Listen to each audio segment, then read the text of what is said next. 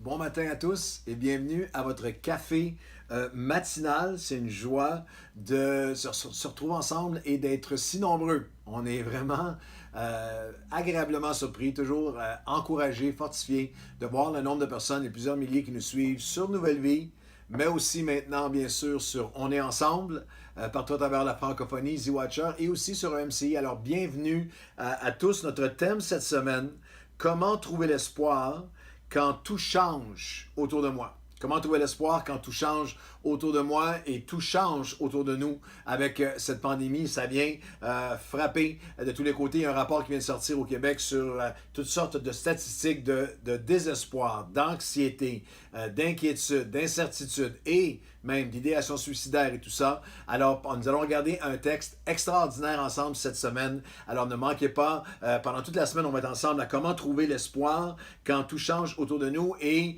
un des endroits qui peut nous rendre le plus heureux, un des endroits qui peut le plus nous faire souffrir lorsque l'espoir est perdu ou dissipé ou diminué, c'est notre maison.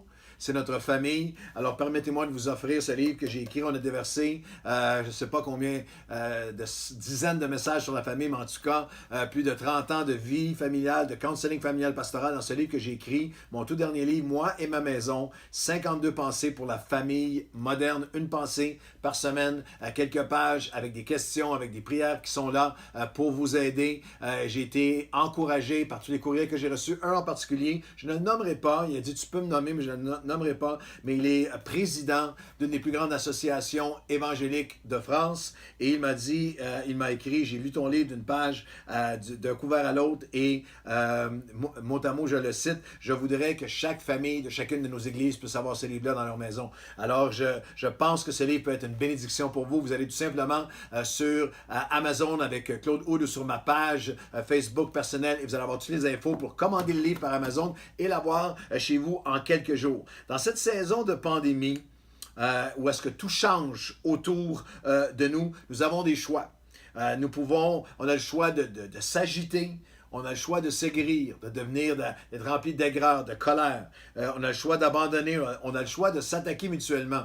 Et ça, il y a beaucoup de chrétiens qui font ça en ce moment, qui se divisent sur toutes sortes de sujets périphériques en ce moment à notre cause. On a le choix de laisser notre foi s'atrophier, la foi qui diminue, qui s'éteint, et où on a le choix de s'approcher de Dieu, d'apprendre et de le laisser accomplir son œuvre en nous aujourd'hui parce que à travers cette COVID et à travers toutes nos épreuves, il y a toujours un dessein de Dieu, un plan de Dieu parce qu'il n'y a que l'épreuve et l'expérience qui peut nous équiper pour les exploits que Dieu a préparés pour nous. Je vais le répéter, il y a seulement l'épreuve et l'expérience à travers l'épreuve avec Dieu qui peut nous équiper pour nos exploits. Dans n'importe quelle sphère de la vie. Je pense juste à tous ceux qui regardaient en ce moment le podcast. Vous avez des enfants, des jeunes enfants. Il y a toujours une différence entre les manuels, les intentions avant, entre la théorie et la pratique. Encore récemment, il y a un jeune couple là, qui était pour avoir leur premier enfant et qui, on dit à Chantal et moi, on lit plein de livres avant-gardistes et tout, et on dit, nous, le choix est décidé, on va prendre, c'est juste un choix parmi un aspect, mais on va prendre les couches en tissu qu'on va laver, on veut pas de couches jetables, on est contre les couches jetables, l'environnement pour le bébé, etc., etc., etc.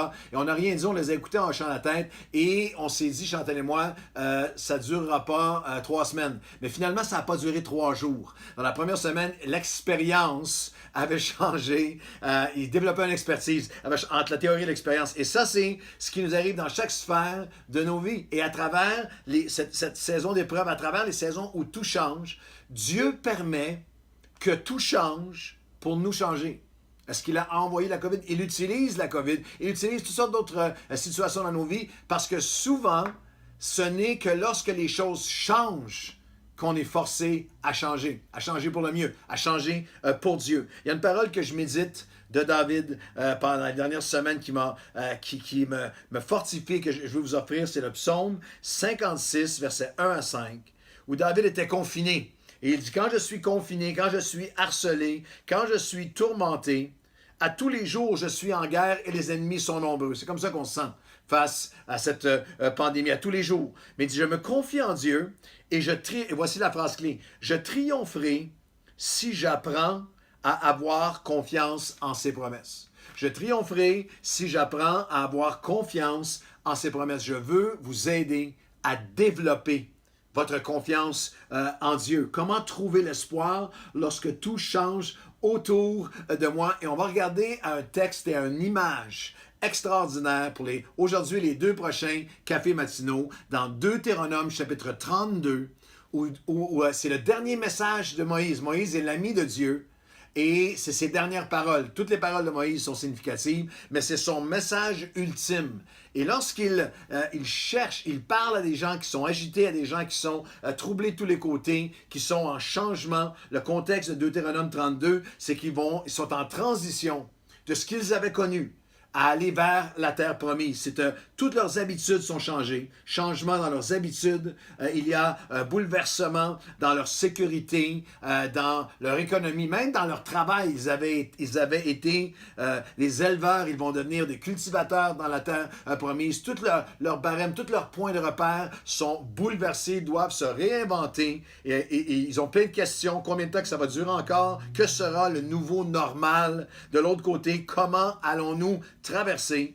Et c'est un texte où Dieu utilise Moïse et ses dernières paroles. Et il va utiliser cette métaphore, ce portrait, comme l'aigle, pareil à l'aigle, ainsi Dieu vous.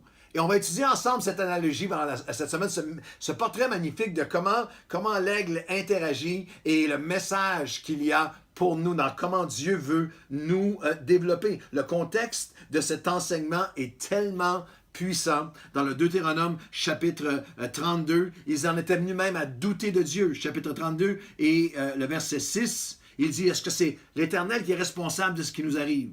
Et Moïse dit, n'est-il pas votre Père, ton Créateur, celui qui t'a formé, qui t'a affermi? Et c'est un contexte où Dieu veut les faire. Moïse dit, à travers ça, vous allez grandir. Puis il y a une expression que vous avez déjà entendue qui arrive. Dans Deutéronome 32, quand le Très-Haut donna un héritage aux nations, il sépara les hommes des enfants. Vous avez déjà entendu cette expression-là? Séparer les hommes des enfants. C'est Dieu qui dit à Moïse, tu vas leur dire, à travers ça, je vais les fortifier, je vais les équiper, je vais les faire grandir, je vais les outiller, je vais les faire maturer pour s'emparer de ce que j'ai de préparé pour eux. Et le contexte en est un à lequel on peut s'identifier, Deutéronome 32, verset 10.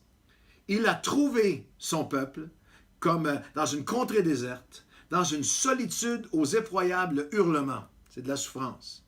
Mais il l'a entouré, il en a pris soin, il l'a gardé comme la prunelle de ses yeux et comme l'aigle, pareil à l'aigle qui éveille sa couvée, voltige sur ses petits, déploie ses ailes, les prend et les porte sur ses ailes, ainsi Dieu, ainsi l'Éternel conduira son peuple. On va regarder ensemble on va détailler ensemble qu'est-ce que ça veut dire pareil à l'aigle. C'est quoi le parallèle? C'est quoi la leçon? C'est quoi le message pour nous aujourd'hui? Comment Dieu va-t-il nous développer? Comment Dieu va-t-il nous faire passer de cette pandémie à ses plans à lui? Comment est-ce qu'il va faire de nous des hommes quand il sépara les hommes des enfants? Des femmes plus fortes, plus matures, plus prêtes à accomplir la prochaine étape. Mais avant de plonger là-dedans, je veux vous ramener à cette parole qu'il en a dans la solitude effroyable. Il en a pris soin. Il l'a entouré. Il l'a gardé comme la prunelle de ses yeux. Et même Deutéronome 32 et le verset 9, il dit, car la portion de l'Éternel, la passion de l'Éternel, la préoccupation de l'Éternel, ce que Dieu poursuit au-delà de tout le reste qu'il porte dans cette pandémie, c'est toi. C'est moi. C'est ton développement et le mien. C'est ta maturation et la mienne. Comme l'aigle, ainsi Dieu prendra soin de vous. Puis on va regarder 3 pensées ensemble. On va commencer au prochain podcast, mais juste vous les annoncer pour que vous ne manquiez pas ça. Voici comment Dieu accomplit son œuvre en nous. Comme l'aigle, ainsi Dieu, il nous prépare, il nous propulse en nous dérangeant. On va voir lors du prochain podcast comment les dérangements de Dieu sont préparés pour notre destinée. Il nous prépare et nous propulse en nous dérangeant. Comme l'aigle, ainsi l'Éternel fait son œuvre en nous. Il est toujours présent, toujours proche. Il demeure près de nous pour nous développer et il nous porte sur ses ailes pour nous faire découvrir. Comme l'aigle comme la maman aigle développe l'aigle pour prendre son envol, ainsi Dieu, on va apprendre des leçons extraordinaires ensemble, mais avant qu'on puisse le faire, je vais arrêter un instant et je veux prier avec vous aujourd'hui. Voulez-vous prier avec moi? Peut-être que vous avez besoin. J'ai besoin de retrouver, de me ressaisir, de trouver un sens à tout ce qui se passe, trouver l'espoir alors que tout change autour de moi. Seigneur, j'ai besoin d'apprendre de toi. J'ai besoin d'apprendre de toi. J'ai besoin, Seigneur, de me rappeler que ta portion, ta passion, ta préoccupation première au milieu de tout le reste, c'est moi. Et que même à travers ça, c'est moi, c'est toi, c'est moi ton enfant, c'est moi ton fils, c'est moi ta fille. Seigneur, à travers tout ce que nous traversons en ce moment, tu veux me faire grandir, tu veux me faire croître, tu veux me développer. Et je prie pour celui ou celle qui regarde ce podcast et qui se sentait abandonné de Dieu, qui a pensé à travers ce qui prenait place, être abandonné de lui, que ses paroles viennent maintenant percer son cœur, apaiser son cœur. Alors que tu as dit, la portion de l'Éternel, la priorité de l'Éternel, le trésor de l'Éternel, c'est son peuple.